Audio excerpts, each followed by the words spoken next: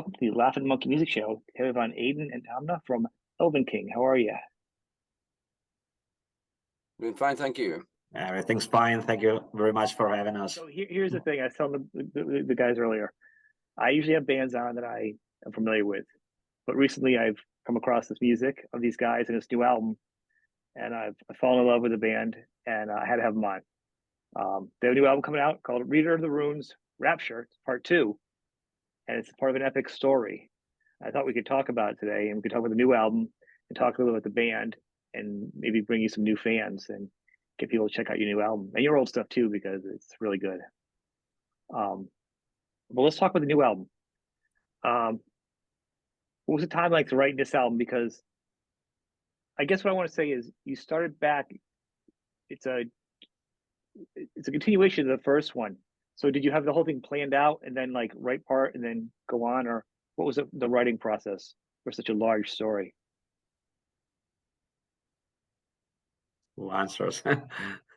Yeah, basically, we had the idea to, work on a concept album since a lot of time. We are big fans of, the huge concept albums of the 80s and 90s. We are big King Diamond fans, for example, and so on. So we always try to, find the right story to create an album around. And for some years, me and Damna try to, send ideas, talk about possibilities and stuff like that, but we never found the right story probably, or something stronger enough to build a whole concept album around. So when we had this idea, we started thinking about it, and we were keeping on throwing ideas, and the story was getting bigger and bigger and bigger, and it was clear that it was not possible to include everything to one single album. So we decided that we needed more albums, and so we basically divided the story in 3 big chapters, like a book or a movie or something like that. I love it. I love how creative it is. I'm excited.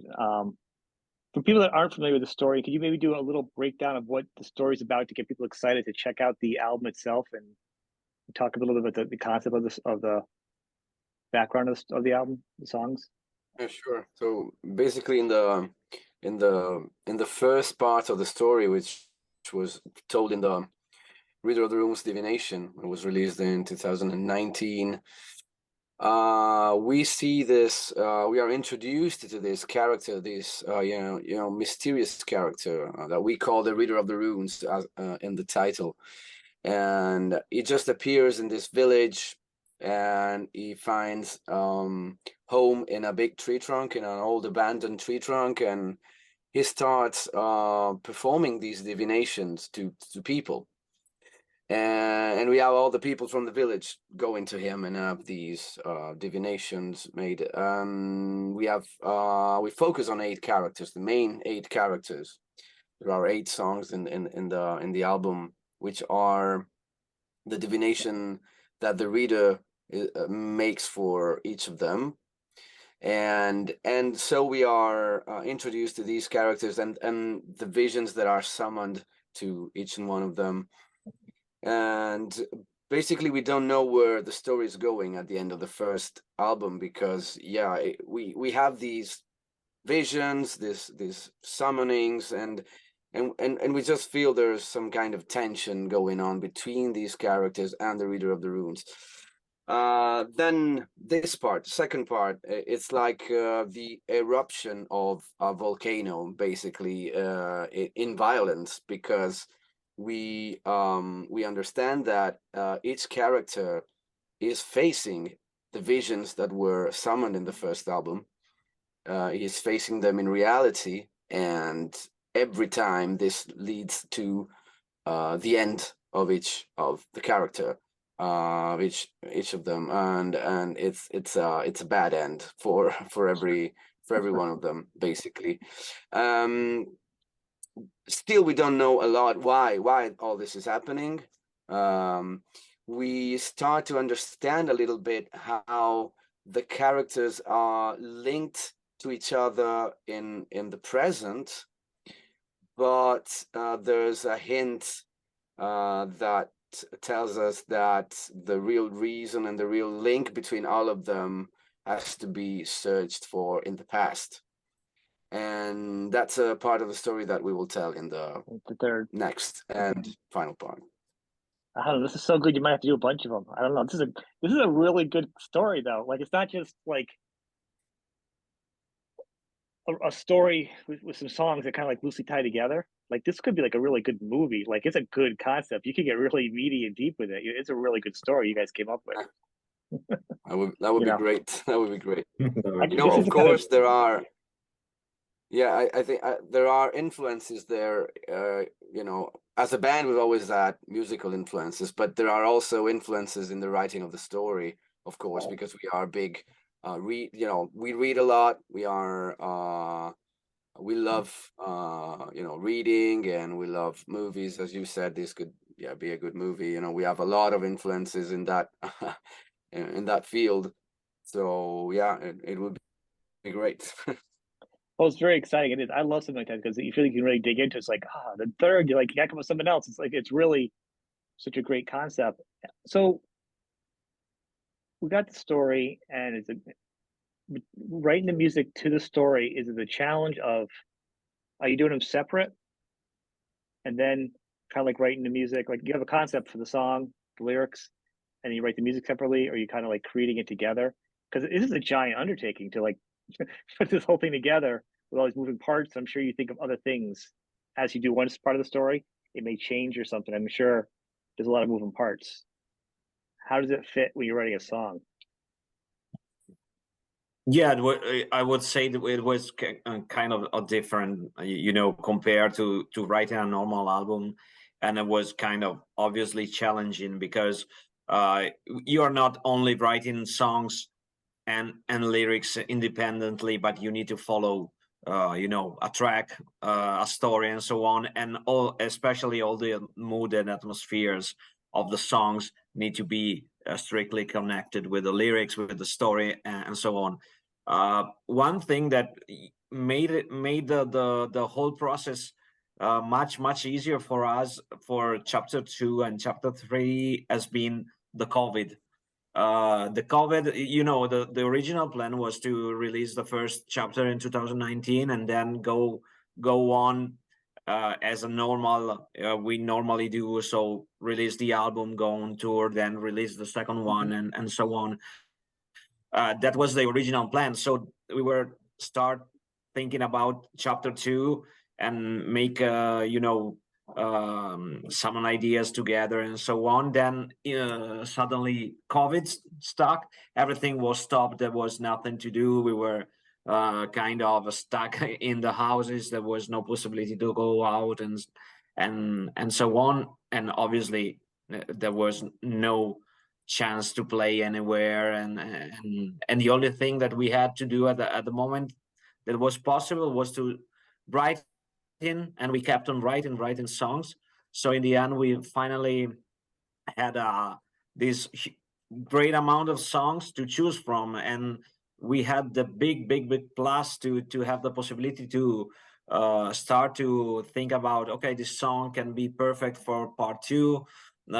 This specific mood is the right one for this specific part of the story in part 3.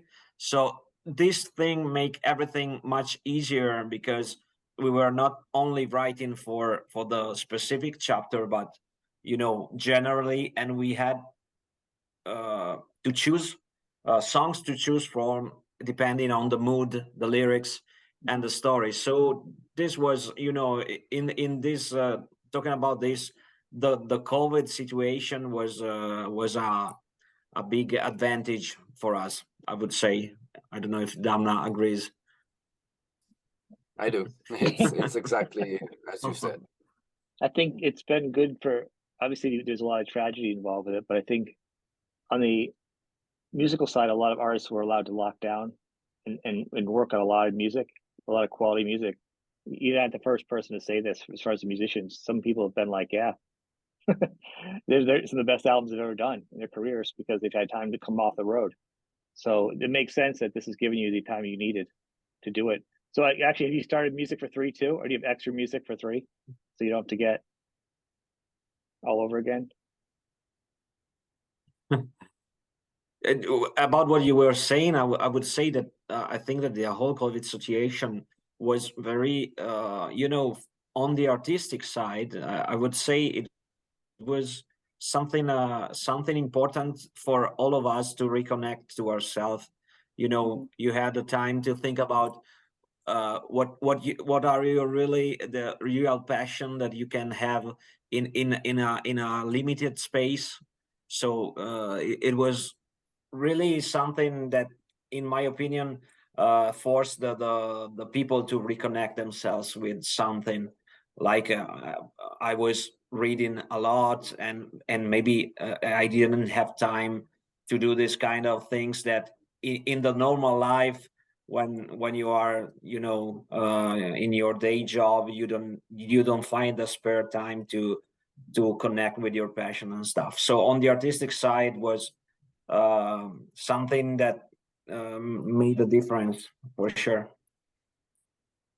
I definitely think a lot of people recalibrated from it. They had some time to redo their things and get back on. Yeah. Is it going to be a challenge though now, as you write? You have 2 albums concepts, and even if the third, but even now, so when you're playing out, are you going to be doing it, trying to keep it as a concept, playing out, like doing the concepts like as the full album playing out? Or are you going to just do the songs like as they've been released, as just do like your older some songs with the newer songs as like singles? How are you going to present this material? You When you mean play it out? live? Yeah, live. Well, the great thing about this kind of concept that we made, and as I always said, as I always say, there was one rule that me and Aiden came up with, and the first rule was, okay, we're gonna do this concept album, but it's not going to be the kind of concept where there are like 20 songs and you have like 10 intros or spoken songs or things like that, because we still wanted these albums to be like regular albums where there is a strong set of songs and an order in the song that really works out well. And so this was point number 1 when we started these albums, and this leads me to answering your question. We don't have this kind of issue when are thinking about live set lists. We just can pick some songs out of this and out of that one without having any kind of problem in the setting the right mood for every song, and without having to setting up a certain kind of set list just because we need this song to be after that one, and etc etc etc. So this was definitely something that, because let's face the truth, there won't be probably no chance to play the entire album live. I mean, if Iron Maiden would do something like that, it would be great. Probably if they play all the Number of the Beast and then they play all the Peace of Mind album. A lot of bands do that. That would be awesome. A lot of bands do like that the would be album, awesome. and then they do a couple singles at the end. That's actually been a big thing. Yeah, exactly. So I think it's a good. I think it's smart that you do it as a standalone album, but it can also be a concept. As a fan and a new fan, I'm listening to a lot of the old stuff and the new stuff. So to me, it all fits in well. It's not like I've had a history of hearing all the old stuff and this is a brand new concept for me, and they all are so different. I think as you get new fans, it's going to be similar to my view of having like not just the albums, the concept albums, but they're going to go back into the legacy of other stuff you have. So it's important to have everything stand alone. Like was it Hanging Tree, that your newest single, and then Bright of the Night are 2 of the songs you have now are great and they're standalone. But it would be cool later on if you could do a 3-night gig and do each album for fans as a special one-off at some point in your career. I mean, that would be awesome. You know what I mean? Would be great. And you have that option as you see bands as they get older in their career, as they get larger enough, or do a special theater or whatever. You know what I'm saying? To do these fun things for anniversaries or for the fans, Sure. but to not lock yourself into something where, Probably, yeah, probably if you do like the 20th anniversary of the concept, if we are still alive, maybe someone will take the idea. I'm well, kidding. no, but as we've learned, Well, look at all of our favorite bands and how many 20th, 30th anniversaries, 40th anniversaries. You know what I mean? As we look back now, and they're still playing, so it's. I mean, the bar is raised by all of our bands, by all the Iron Maidens and the King Diamonds and stuff. They're doing these concept albums now, and they're still doing it. yeah, And absolutely. so it's really about taking care of yourself and and keeping above water, despite everything. And I think Yeah. what's really fun and what I really enjoy is you guys also. It's not just about the songs. You guys are excellent musicians, um, but you also have a very good like image because it all ties together. It's a full package with you guys. Now, was it an evolution of the look when you guys created the sound also, or did it kind of just you came out you said this is what we're gonna look like, this is kind of our sound, and then just build from it, or you guys kind of evolved it over the years?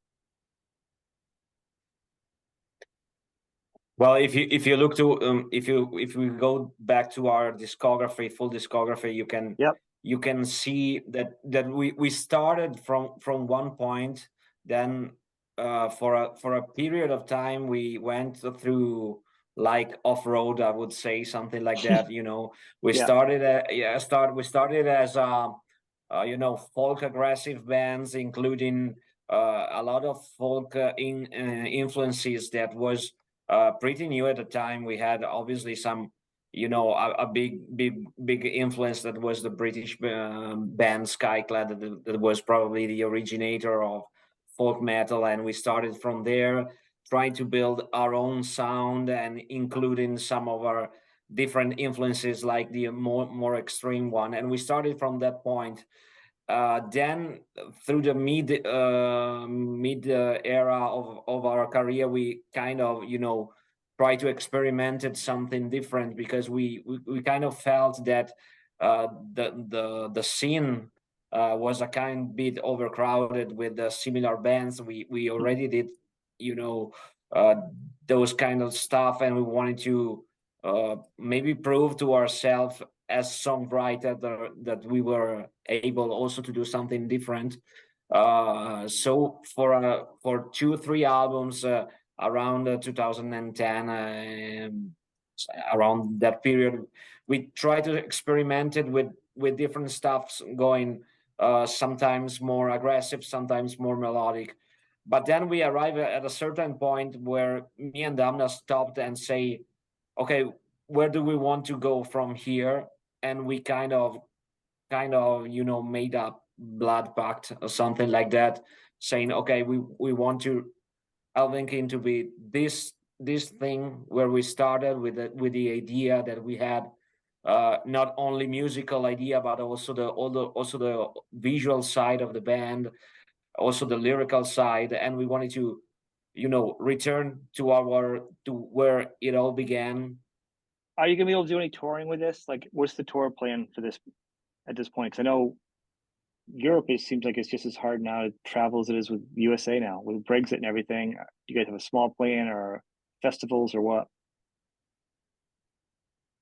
Well, in fact, it's as you said, it's a bit difficult, and especially after all the COVID, as we said, things have been really hard to in order to get back to a full normality with the band, especially for a band like ours, which we are not huge, so it's been a bit difficult to start again with the normal routine, I would say.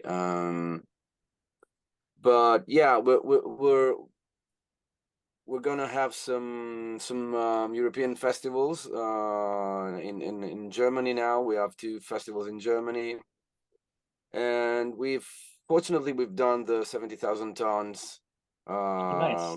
back in February. Yeah, that was great. And in September we'll be joining the Prague Power Festival.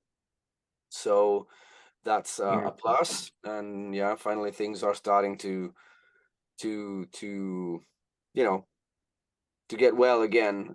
We also have a festival in Finland, so yeah, basically we are starting up again. And these days we are talking with some partners in order to you know, get on a tour this fall.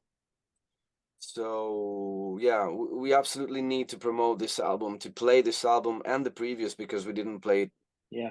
enough. Unfortunately, we made a tour in the beginning of 2020, and then we had to stop. We had headlining tour in the plans in Europe for, it was April to 2020, and we had to cancel it. And from there it was a mess. You know, we made a couple of gigs here and there, but it was really hard. And yeah, finally, fortunately, things are starting to come up again. And yeah, in a matter of a couple of weeks or something, we will be able to announce something, I believe. So Excellent. yeah. I think you definitely should. I mean, I was surprised. Like I say, I was surprised I hadn't heard of you guys. I heard the name, but there's just so much music out there to consume. So the fact it was finally put in front of me to check you guys out, I was like, all right, I've heard of these guys before. I haven't actually sat down and listened to them. I was like, oh, I should have listened sooner. You know, I want to encourage people. You guys are really good and really good music. And I think Thank the you, man. problem is, as you're welcome. I was like music drunk from trying to listen to your older stuff too, because it's like trying to get a full idea of you guys besides hearing the new album and the other one prior to this. I just got excited and I was listening to a lot. I think you guys would be great, like back in the 80s and 90s when they do like these great metal packages. We'd have 4 or 5 bands that we could tour Europe. They could bring you over to the US, like some of these big metal things. You would be great in one of these package deals. You know, that would be something I'm hopeful for you guys, for being like you. I think you guys would be received really well over here in the US. You know, you did very very different. But Thank you so much. Thank you so much. well, we really hope to have, you know, sorry. Now I was saying that we really hope to have the possibility to tour the US as well, because you know we it was not really possible in the past, but lately we had a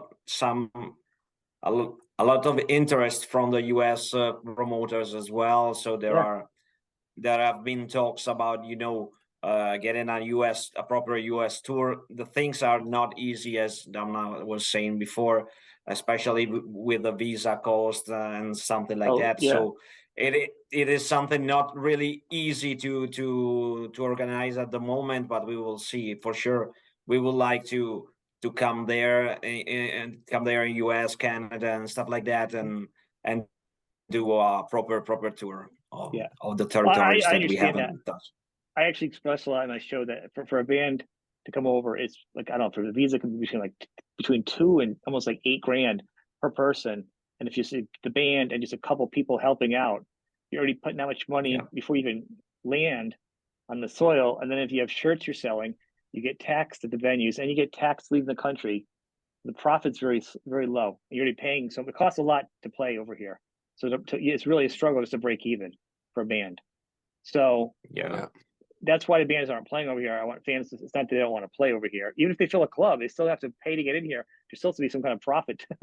Otherwise, you did nothing for a year, you know. So I can tell people if you but change, on the other side, we are seeing that it seems like the US tours that European bands are doing there, and also US bands are going very, very good at the moment. Yes. There are, you know, some bands that we know that recently did some US tour, US legs and Canada and stuff like that, and was extremely good. So it seems like people there and the metal crowd is really, really hungry. Yeah. Again, for music and for, you know, to go to concert and stuff like that. So there has been a lot of sold out shows, and it seems like there is you know, something moving back a lot on the metal scene there. So let's see. Excellent. Well, on that note, I want to thank you guys for being on the show, and I want to encourage everybody to check you guys out. Thanks a lot, though. Thank you very much. Thank you so much. You guys have a great night. Thank you. Take care. Thank you Thank very you, much. Sean. Thank you. Bye bye. Bye Thanks. bye. Bye. Thank you. Bye.